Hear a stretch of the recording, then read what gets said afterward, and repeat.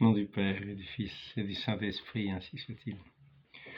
Je suis toujours chez les sœurs, en cure de rétablissement. Donc, ce matin, en allant porter ma tablette, là où il y avait, comment dire, de la connexion, eh bien, j'ai laissé mon oreille traîner sur un site que j'ai aperçu, quelqu'un que je trouve par ailleurs assez sympathique. Et il parlait de sa foi chrétienne, de ce qu'était devenu sa foi chrétienne. Et là, grande déception, d'une certaine manière, c'est une leçon pour reconnaître différents traits dont peut procéder l'adversaire pour s'attaquer à l'Église ou à la foi des fidèles.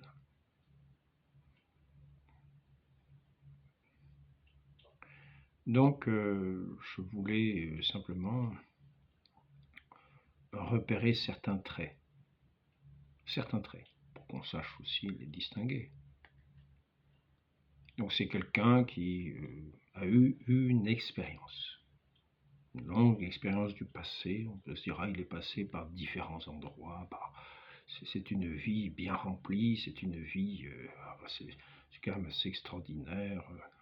La franc-maçonnerie, ceci, cela, ensuite un cheminement chez les chrétiens dans différentes branches.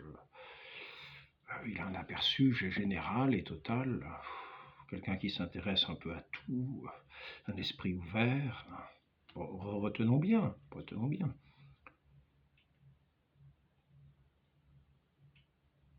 Israël, écoute Israël. Savoir qui on écoute. Ces différents passages montrent que notre oreille a été attentive à différents maîtres. Qui est-ce qu'on écoute? À l'école de qui sommes-nous? C'est la question qu'il faut se poser. Quand on chemine à l'horizontale, c'est qu'on écoute aussi un maître, peut-être au-dessus de nous, en dessous de nous, on ne sait pas trop, mais ça veut dire qu'on a une oreille qui écoute un maître d'une certaine manière. Quelquefois, nous prétendons être notre maître, mais en fait, nous sommes toujours à l'écoute de quelqu'un. Nous accordons toujours pour cheminer notre foi à quelqu'un. Si je crois que c'est dans tel couloir qu'il faut aller plutôt à gauche qu'à droite, je vais prendre le couloir de gauche. J'ai plutôt, c'est dans un sens péjoratif que j'utilise le mot foi, car la foi véritable n'est accordée qu'à celui qui est digne de foi. Celui dont nous sommes sûrs et certains que nous ne serons pas trompés. Nous accordons notre foi pleine et entière, dans une confiance totale, c'est tout notre être dans un acte de foi, c'est-à-dire d'amour. Nous savons à qui nous donnons notre foi, notre amour. Donc maintenant les expériences itinérantes du point de vue spirituel ne sont pas un signe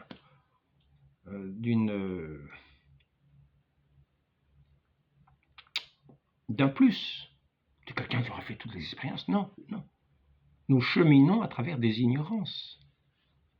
Nous cheminons à travers maintes ignorances qui ont des grandes étiquettes, souvent scientifiques, mais la science elle-même ne connaît pas l'aboutissement du premier mot qu'elle énonce. Elle n'a jamais fini de cheminer, elle témoigne ainsi de son ignorance. Notre foi, nous ne l'accordons pas à ces sciences humaines. Notre foi, nous l'accordons à celui qui... je reprendrai ce terme du livre de la sagesse, si j'arrive à le retrouver. C'est simple, parce que je l'ai écrit sur la page cartonnée de mon petit cahier. Donc, Comme elle est unique, la sagesse de Dieu peut tout et... Alors, il faudrait presque une loupe là. Et sans sortir d'elle-même, elle renouvelle l'univers, elle déploie sa vigueur d'un bout à l'autre du monde, elle gouverne l'univers avec douceur. Donc ça c'est chapitre 7, verset 27, et ça va jusqu'au chapitre 8. Dieu qui seul a créé le ciel et la terre peut seul donner la connaissance véritable de toute chose créée dans sa relation à lui. Voilà. Ce n'est pas un débutant, ce n'est pas un savant avec une étiquette qui commence le premier mot et qui ne sait pas où il va aller. Et quand on n'a pas de solution, pour s'écarter du bon Dieu, il y a 36 000 solutions. On va dire, oh ben, vous savez, la science vient de trouver une nouvelle branche scientifique. Moi, j'accorde foi à cette nouvelle branche scientifique. On n'en connaît pas ni le b.a.-ba, ni rien du tout. C'est le grand brouillard. Mais néanmoins, ça donne... C'est la musique. La musique. On va la laisser sonner un peu, ça va mettre une ambiance musicale. Je ne sais pas si vous l'entendez. Mais c'est le téléphone, c'est une musique douce. Hein. C'est plutôt musique chinoise, on dirait.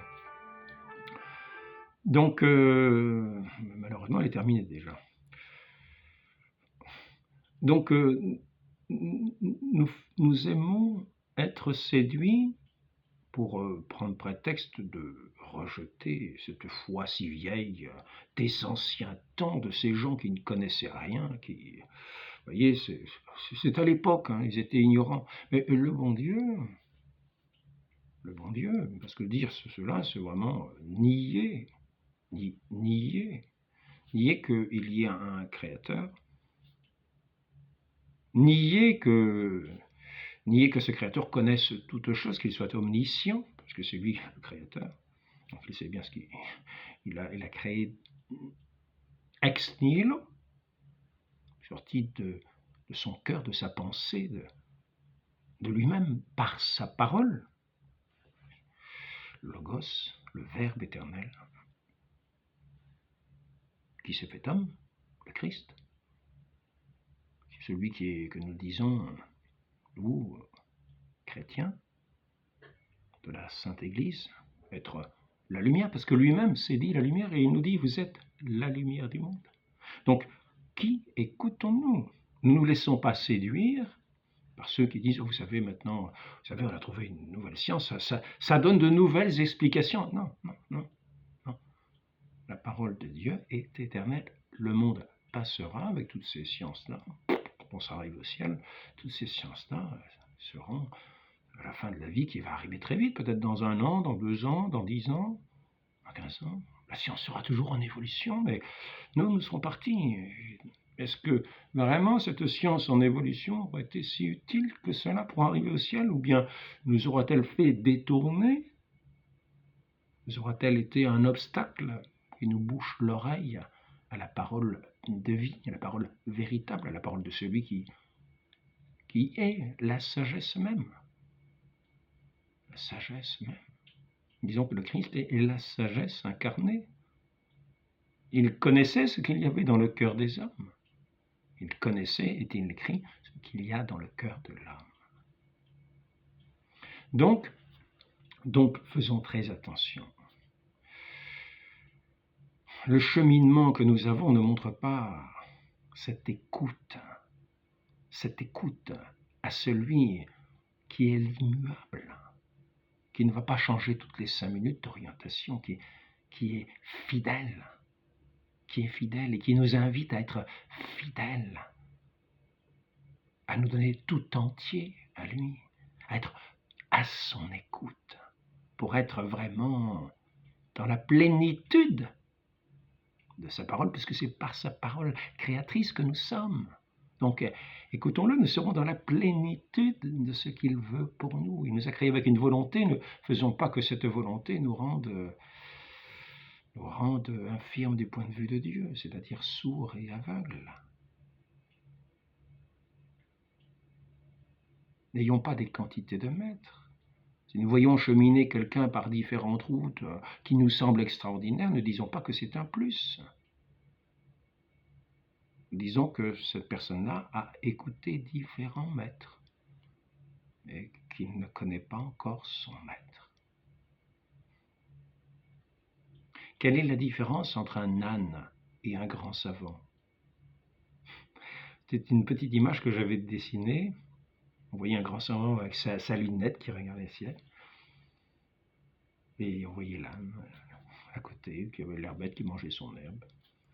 Et la différence, c'est que l'âne connaît son maître. Et quand le maître ne connaît pas son maître, quand le savant ne connaît pas son maître, ou bien alors il pense être la source de son savoir, ou bien il écoute. Mais s'il ne connaît pas son maître, Donc, ce que je veux dire, c'est qu'il ne faut pas être séduit par ceux qui ont des quantités de chemin. Non, mieux la simplicité. Quelqu'un qui a dans sa vie une vie simple, fidèle. Par exemple, un époux qui est un bon époux, une épouse qui est une bonne épouse, qui élève ses enfants, qui simplement, dans le sens de ce devoir qui nous est reçu parce que nous connaissons,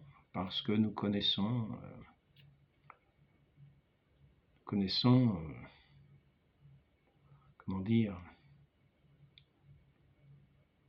simplement, nous connaissons simplement, nous mettons simplement en pratique parce que nous avons foi, nous avançons simplement, voilà, parce que nous avons foi en celui en qui nous croyons, nous l'écoutons. Il ne nous dit pas des choses impossibles, c'est un maître qui a créé l'homme à son image, mais qui a créé aussi l'homme pour qu'il puisse vivre sans être dans la perplexité à chaque pas. Non. Il n'a pas créé pour être un labyrinthe des pas perdus. Non.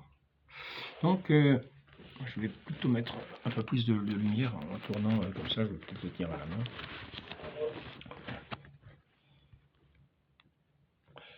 Donc, évitons les séductions. Puis là, nous voyons une personne qui, pour séduire un peu davantage, après avoir dit son cheminement, qui peut séduire certains esprits. On va dire, oh, quand même, il connaît des tas de choses, celui-là. N'oublions pas. Notre Seigneur nous dit, je te rends grâce, Père, d'avoir caché cela aux sages et aux savants, et de l'avoir révélé aux tout petits. Les enfants sont toujours montrés en exemple pour ceux qui entrent dans le royaume des cieux. Soyez comme des enfants. Nul ne rentrera au royaume des cieux s'il n'est pas comme un enfant, s'il ne devient pas comme un enfant, puéril. Dans la parole de ce monsieur, le mot puéril ressortait à chaque fois dans la dénonciation de ceux qui étaient ces pauvres croyants qui étaient encore attachés à cette parole ancienne, mais qui ne connaissaient pas les nouvelles sciences. C'est puéril. Oh, ça veut le salut. Ce Dieu d'amour, avec une voix étroite, il y a si peu d'élus, comment se fait-il? Eh oui. Une sainte disait, l'amour n'est pas aimé. L'amour n'est pas aimé. Comment se fait-il qu'il y ait tant de guerres, tant de crimes à travers le monde? L'amour n'est pas aimé. Beaucoup d'appelés, peu d'élus sur ce chemin étroit de l'amour, de la vérité. Donc, pour montrer la confiance que nous devions lui accorder, cet homme, ce jeune homme, encore jeune, sympathique, toutes les qualités de la séduction, montrer ses diplômes, en tel sport, tel diplôme, il faisait ça honnêtement, voilà, c'était quelqu'un de sérieux, il fumait pas, buvait pas, voilà. Et puis, comment dire, et surtout, il avoue, grand signe d'humilité. Il avoue qu'il est orgueilleux. Ah ça rassure, parce qu'on se dit, tiens, voilà quelqu'un qui est humble. Il nous dit qu'il est orgueilleux, c'est donc bien qu'il est humble. Moi, je peux vous dire, je suis un fiefé orgueilleux. Saint François de Sales disait que l'orgueil est ce qui meurt, 15 minutes après que quelqu'un meurt. Quand quelqu'un est mort, 15 minutes après, l'orgueil ne meurt que 15 minutes après lui. Malheureusement, il y a certains qui l'emportent bien longtemps après, en enfer. Parce que c'est le grand péché, peut-on dire, l'orgueil. L'orgueil. Qui s'édifie, qui s'élève sera abaissé. Il renverse les puissants de leur trône. C'est le cantique de la très sainte Vierge Marie. Il renverse les puissants de leur trône. Il élève les humbles. Puéril. Donc il disait, vous voyez, je suis orgueilleux, je ne vais pas me lever la nuit en l'admiration. Je pense que c'est l'expression que ça voulait dire. Donc je ne vais pas me lever la nuit, puis après ça, on était aisés pour montrer que dans l'Église, chez les protestants, tous ces chrétiens sont les gens les plus exécrables, qui les ont le plus attaqués, qui sont les plus orgueilleux. Ils s'imaginent qu'ils sont les seuls sauvés.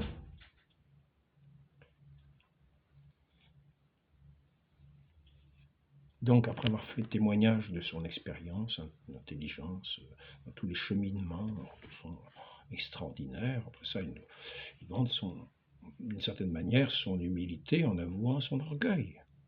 Voilà, moi je suis humble, vous voyez, je vous dis que je suis orgueilleux, c'est donc bien que je suis humble. Mais malheureusement, quand il passe son temps à traiter de puéril tous ceux qui ne connaissent pas ces sciences auxquelles lui s'intéresse, qui ne font qu'écouter l'évangile de notre Seigneur en disant la voie est étroite, il y a peu d'élus, il n'y aura pas beaucoup de sauvés.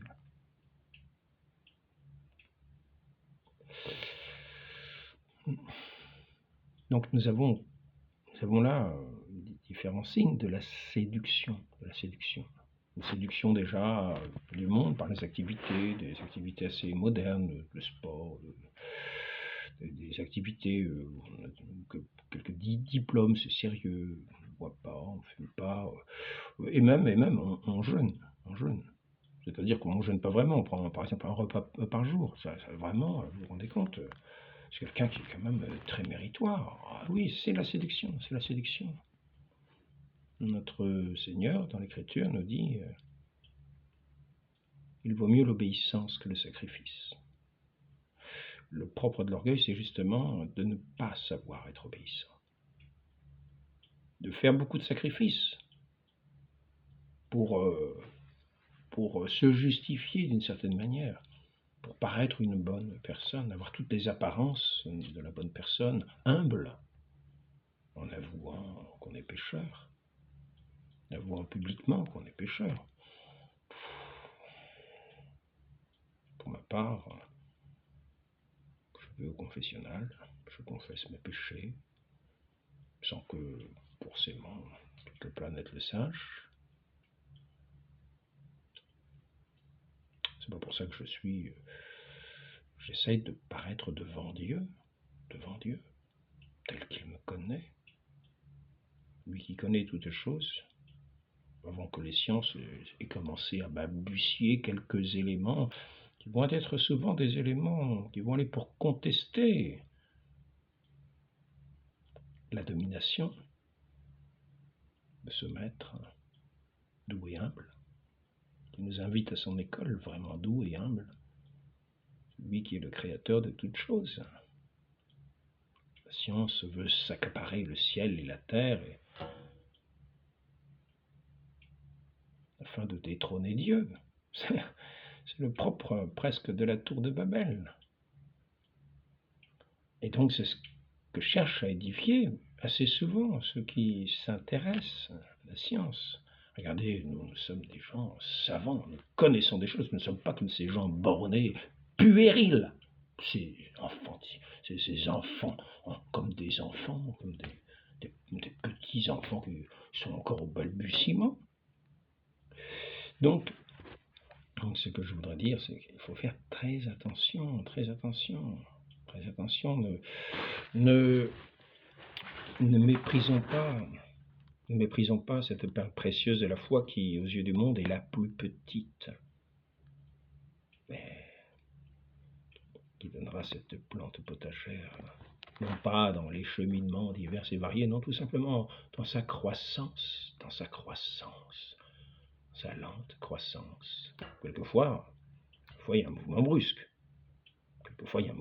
Saint Paul qui est terrassé, voit le Christ.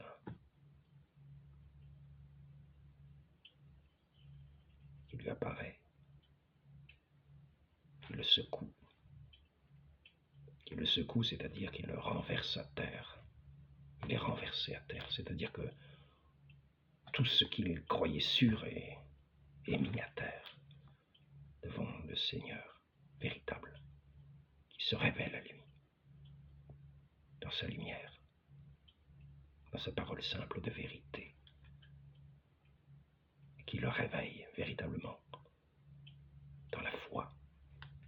Il dit que le Christ qui est venu sur la terre, c'est aussi la venue de la foi. Souvent, si on lit la lettre aux Galates, je ne sais plus si c'est le chapitre 4 ou 5, il dit « Avant la venue de la foi, nous étions sous la loi. Avant la venue de la foi. Et après que la foi soit venue, nous sommes sous la grâce. » Faisons attention. Souvent, le renard prend des airs séducteurs.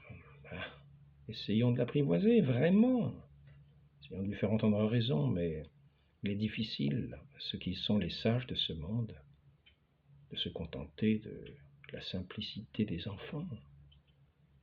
Cultivons ce cœur d'enfant que notre Seigneur nous demande. Sachons reconnaître la parole pure et vraie, cette parole qui touche nos cœurs. Il est notre Sauveur car il parle à nos cœurs. Il parle aussi à notre intelligence, car ce qu'il dit n'est pas insensé, lui qui est la sagesse même. Bon, ça fait nuit, je vais arrêter là. Enfin, c'est pour dire, c'est très malheureux. C'est le discours du monde habituel. Donc, faisons très attention au discours du monde. Faisons très attention. Ne nous laissons pas séduire. Ne laissons pas, vous voyez, c'est vrai, il a raison. La Bible, ça a été écrit dans des temps anciens, il ne connaissait rien, etc. Et oui, le bon Dieu ne sait rien, le pauvre. Il est incapable de se révéler dans ses Écritures. Voilà la foi que nous professons en disant cela. Il y aura peut-être une nouvelle science qui va dire que tous ces miracles-là ont une explication. Donc nous en sommes à l'attaque véritable, de manière plus ou moins déguisée, de ce qui est essentiel dans nos vies. La connaissance de notre Dieu qui s'est révélé à nous et qui nous a donné sa vie sur la croix en témoignage de son amour et de l'amour du Père. Ne perdons pas cette perle précieuse qu'il nous donne par des séductions de gens qui cheminent, qu'un, pas comment on dit. Voilà. Demeurons fidèles.